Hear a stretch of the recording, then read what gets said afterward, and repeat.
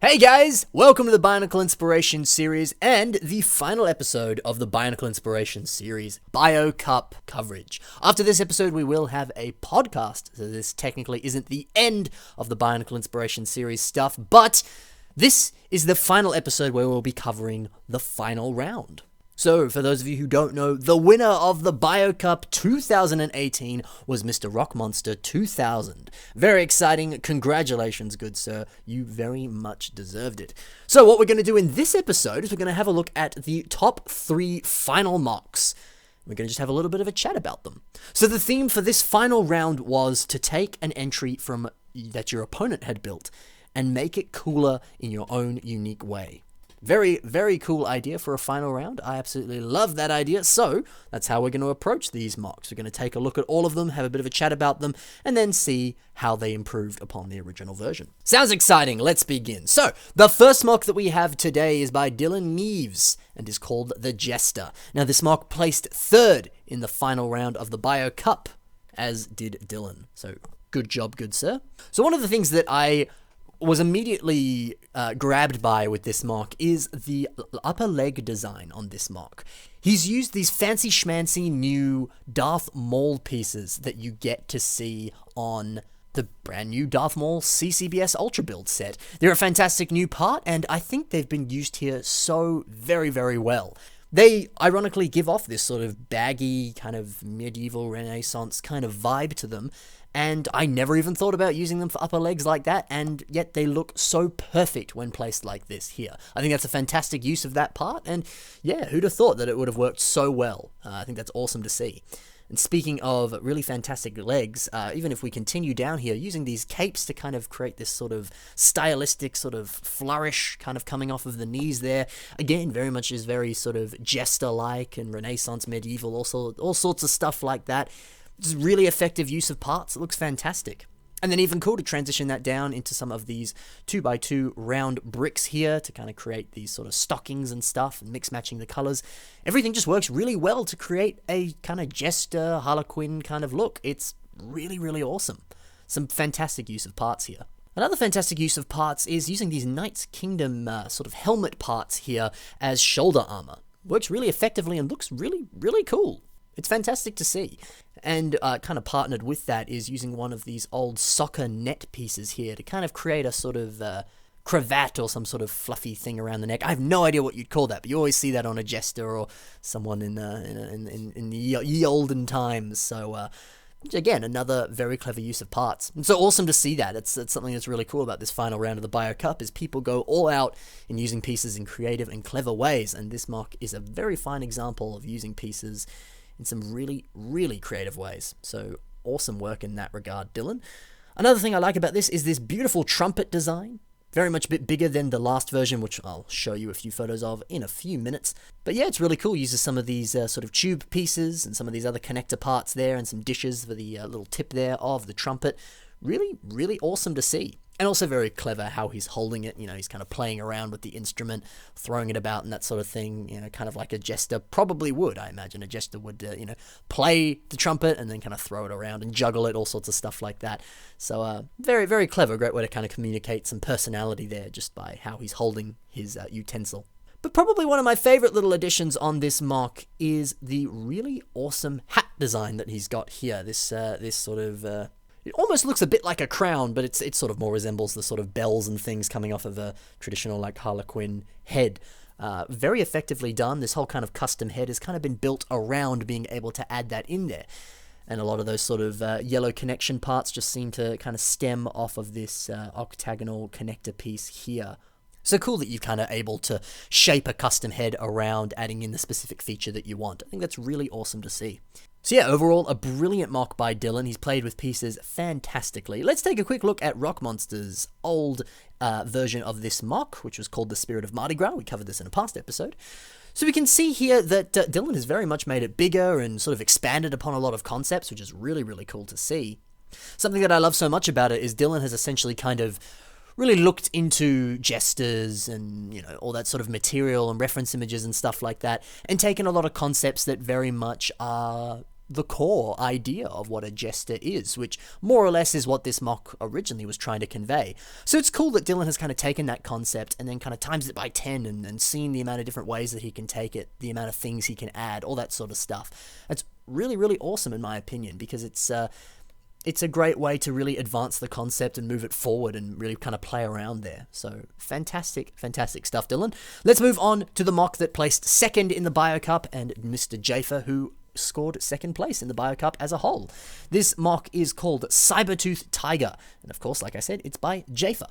So this was parroting and expanding upon one of Rock Monster 2000's entries called Harbinger of the Hunt. So overall, this mock has a fantastic overall shape. It looks so animalistic and evil and menacing. It's fantastic to see. Something I really, really like about it is the overall back design. Kind of taking a look at some of the grey areas on the top there, using some of these obscure, kind of weird aeroplane kind of pieces here. He's kind of created this awesome looking segment design, which it looks a bit like armor, but it also kind of looks a little bit more sort of animalistic, almost kind of flesh-like, kind of also like an exoskeleton and stuff. He's really kind of played around with the different textures here. And I always think kind of making stuff segmented like this, where you just have the individual layers like that are kind of lightly placed in that manner, is a very clever way to kind of create smoother angles and things like that. You don't actually... I mean, you can if it's possible, but often I think it's a lot easier with LEGO as a system to just kind of create segmented designs like this, because you still get the illusion of that overall shape. And yeah, sure, you have a few gaps left over that we can see there, but really, it's not that big a deal. Sometimes it can actually even allow for some posability and stuff, so I think that's really cool to see. And I think in this mock specifically, seeing that design like that is even cooler, because those little segments kind of make it look more organic and alive, even though the sort of colors and other textural areas of the mock and that specific area look a little more machine-like and animal. So it's cool because he's kind of played around with that and kind of blurred the line between whether this is more man, whether this is more machine or more beast, which is really cool.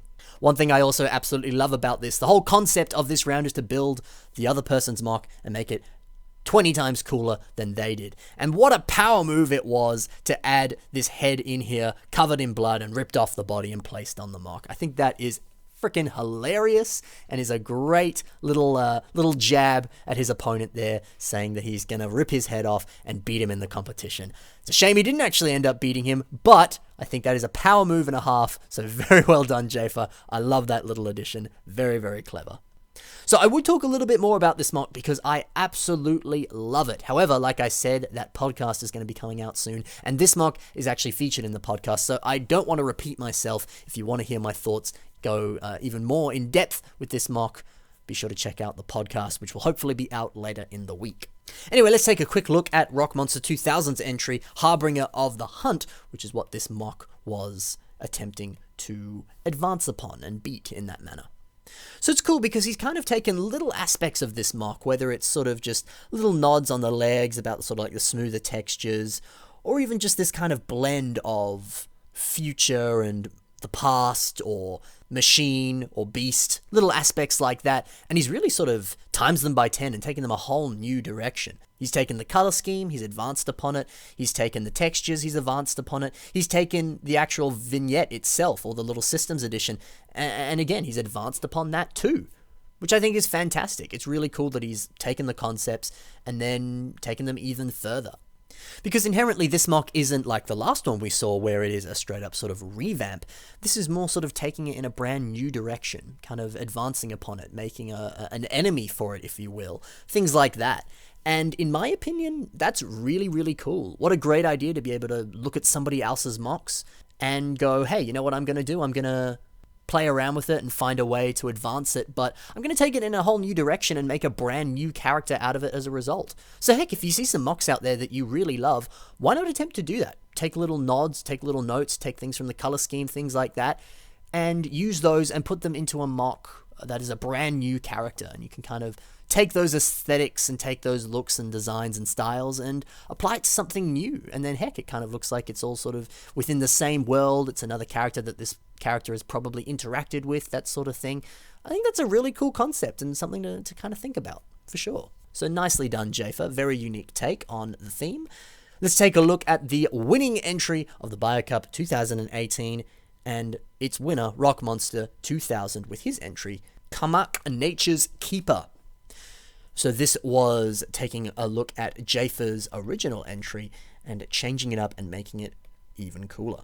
One thing I love about this is the sort of almost two-dimensional look that the mask has on this mock. Obviously, it's very much inspired by sort of old tribal masks and stuff, which are kind of built in a really interesting way. And to me, this mock, it almost sort of looks like they've taken one single plank of wood and kind of painted over it, which is what you can sometimes see with those sorts of tribal masks. And I think surprisingly that's conveyed really, really well. Everything is kind of layered in a specific way that it almost kind of looks like you're viewing it from the top down and everything is really on the same dimension, on the same plane. And even though technically it actually isn't, it looks as though it is. And I think that really helps to lend itself to that overall look and aesthetic. There's a builder out there who goes by the name of Chris Mcvean, if that's how you pronounce his name. I might be pronouncing it wrong, my apologies if I am. But he makes a lot of these really creative, clever, sort of 2D drawn image kind of things that are all made out of system. And obviously they aren't two-dimensional, and they aren't drawings, but the way that the mock is photographed and the build style of it makes it appear that they've taken these little textures and things and drawn a specific image out of Lego. And I think this mask kind of mirrors that to some degree. Obviously, it is more than one dimension, but the way that it's designed, it looks sort of more two-dimensional. And I can't say I have any idea how he's managed to achieve that look, but seeing it on this mock, it looks fantastic, and it really fits with the aesthetic of a tribal mask. And that's really, really cool to see. One thing I love about this is the sort of kind of dress design that he's got there. It's again very tribal, very reminiscent of sort of native islanders and things like that, and it's quite simply done, just using a lot of the cylinder and cone pieces in tan there. It's really effective and looks fantastic, and that's an addition that Jafer's version did not necessarily have, but he was able to kind of expand upon in a really unique way and take it down a new direction. I'll talk a little bit more about that later. One thing I also love about this mock is all the little individual element arm designs. Really cool to see three very different takes that all very much quintessentially capture each individual element. Very, very cool. So let's take a quick look at Jafer's mock here. So there's what I'm talking about with that kind of dress design. On Jafer's version, it looks a little bit more like a loincloth or something, whereas on the previous mock, it seemed to be more sort of straw-like and sort of almost like a Hawaiian dancer's dress, something like that. And in my opinion, that's sort of, again, taking that concept and finding a new approach to it, finding a new way of doing it, and relating it back to the kind of original source material or the things that it was originally inspired by. So I think that in itself is very, very clever. Also really interesting to note the differences between these two sort of tribal masks that they've got here. Really cool to see two very distinct and different ways of doing it, but both look really, really cool. Very nicely done on Jafer's mock here, using some tires and ball joints and flex tubes to create the eyes, whereas before we saw it done with system, using some claw pieces and things like that.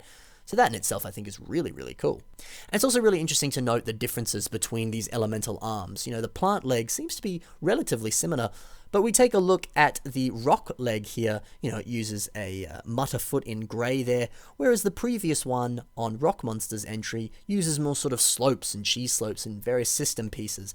And both very much look rock-like, but in very distinct and different ways. And I think that's always cool to kind of notice on a mock, is the different ways that people approach the exact same concept. You know, maybe you're struggling with something and you don't quite know how to do it. There's always a different way to approach it, whether that's using system pieces instead of Bionicle or vice versa, or just, you know, finding little tweaks or little additions to it that can help you look at whatever specific element you're struggling with and looking at it in a new light.